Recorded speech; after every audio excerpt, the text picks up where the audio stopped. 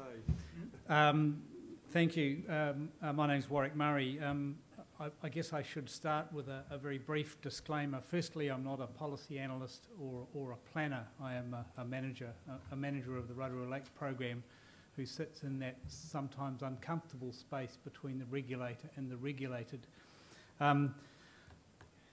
Also, as an employee of the Bay of Plenty Regional Council, I need to say that the views that I express here today are my views and certainly don't necessarily represent the views of the Regional Council. Just a little bit of context perhaps first. In the Rotorua situation, we have got a very clear message from our local community that they do want those lakes, the water quality in the Rotorua lakes cleaned up, including Lake Rotorua itself. Te Arawa, as a statutory partner with the Regional Council and the District Council in the job of improving water quality, is committed to improving the quality of those lakes, and also as a significant landowner around the catchment. And the government, of course, has a very substantial stake, having put $72 million into the job in ensuring that we achieve the objectives. Many of you may have heard of Rule 11. Rule 11 was a permitted activity rule that essentially put a cap on the export of nutrients into the lake, and by and large has been relatively successful in that since that's been in place we haven't seen a substantial increase in nutrient losses. Interesting to note that it is possible under the current rules to trade, but that hasn't happened for a number of reasons, probably because there's not sufficient scarcity at this stage. Secondly, the compliance or enforcement regime is not as robust as it should be, and probably thirdly because there's still a significant amount of uncertainty in terms of how we're going to get to the final solution. We're also involved in some nutrient purchase in a relatively small scale, but clearly that's going to need to increase. The Regional Council has made some recent decisions that really set the regulatory framework and the approach to the reduction just in the last few weeks through the release of decisions in the regional policy statement. It is set in concrete the 435 tonne sustainable load. That effectively means, based on the 755 being lost in the catchment, we need to find a reduction of around about 320 tonnes of nitrogen, which by any measure is a substantial target. It is also indicated that it expects that reduction to be achieved by 2022. 10 years might seem like a long time, but in the context of achieving this reduction, I suspect it's quite short. The other component of the recent decisions has been in the draft 10-year plan, where it set aside $45.5 million to provide incentives to landowners to make nutrient reductions, principally through land use change. There's an expectation that 200 tonnes of that reduction will come from land use change. Between 70 and 100 tonnes is expected to come from changes in management practice at the cost of landowners. So in that context, what role for market mechanisms? This is where I guess I express my personal view. I think that there is some substantial opportunities here, or scope for using markets in the Rotorua catchment.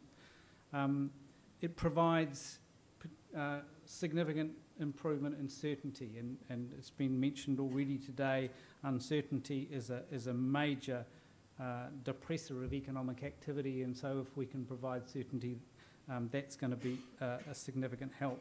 It provides flexibility around how it's to be achieved. It largely leaves it to the market, to the landowners, those people who have the incentive to innovate, to work out the how. And it keeps the regulator out of the cowshed. Regulators are not farmers. the farmers are actually the best people, in my view, to work out how they're going to best achieve the objective. And it incentivises good practice, and it incentivises innovation. But there's a but. I guess there's always a but. It assumes fully informed, people are fully informed and that they're rational. Unfortunately, that's not always the case. And we need to remember that we are dealing with real people here, and markets are no substitute for dealing with real people. It requires understanding and acceptance by both the politicians and the landowners in the catchment who need to participate in the market. And I'd have to say at the moment we don't have that with either the politicians or the landowners. So there's a substantial amount of work to be done to get that, to build that level of understanding and build a level of acceptance that this is the right way to go ahead. I think it was Justine mentioned that the market mechanism is only a small part of this whole picture, that there is no substitute for good policy and well-designed rules. A market must operate within a really robust regulatory framework. The issue of allocation is, I believe, very fraught. While it's not a unique feature of markets, nevertheless, we still will have to allocate, and that's going to present some significant challenges for us. And I guess my final point is, don't forget phosphate. In the Rotorua, while in Taupō, it's by and large, they're focused on nitrogen. In Rotorua, we have to focus on both. Yep. Thank you, Warwick. I think now just we'll open up for anyone to ask questions or make observations. Hello, Jim Whitman. Thank you very much so far for a very, very interesting set of presentations. My question is about the sort of, is it possible to change the telescope a little bit and move out towards a more macroeconomic perspective? It's what I've heard so far. Seems local and small enough to be sort of micro, that there are major forces at work, global forces that, well, everything from a voluntary recognition that some of the costs of economic activity and financial activity are socialised. We all pay for them, and the idea that you bring them back in, which to a certain extent is perhaps what's going on here. But there's also questions about the major economic forces that that determine the price of what you're selling, for instance, its marketability, and government policies as well at that level. If you don't produce beef, we've got no problem, almost, it seems. You could go out of business terribly, and that would solve the problem in terms of farming. What's the economic context? And that's perhaps significantly, importantly, macro in some of its determinations. We're all looking at you, Suzi. Jim, you asked difficult questions.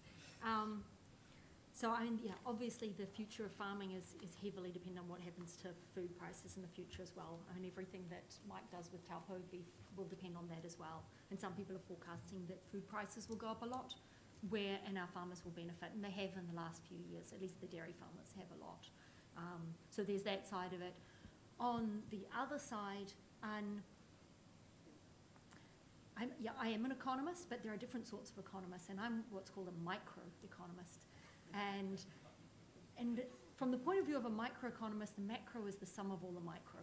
It's an adding up of things. So if we get all the decisions right at a local scale, then and people are making decisions reflecting the true effects that they have on society, the big picture will largely take care of itself. That doesn't mean we won't have financial crises and all that stuff. That's purely macro stuff. But if we really value the water quality enough and we can achieve it in an efficient way, it will have costs on the local economy and it will have costs on the community, but if we balance those things in a way that truly reflects what society actually cares about, we will be making good decisions, and they will add up to good decisions on a larger scale. And to the extent that that leads to reductions in food production, which is often raised, food leakage and things like that, then that would then feed back through higher prices internationally. If really everyone in the world starts doing this and everybody starts to produce less food, then the food price will go up, and we'll have to readjust those local decisions. We might decide that in that case, if dairy is twice as valuable as it is currently, maybe we'd be willing to make a slightly different environment economic trade-off at that point. So if I can add to that, as no sort of economist, from a dairy industry perspective, we're quite clear that maintaining a competitive cost of production is really critical to us. Until the point is reached in which all consumers in the world are willing to pay a premium, we need to be competitive internationally. And so if we are faced with regulations that drive up that cost of production, we're going to become less competitive, and that will put a financial squeeze at the micro level and right through the industry. So maintaining, getting a regulatory framework which solves the real problems in a way that allows us to keep control of our cost of production is critical for our success.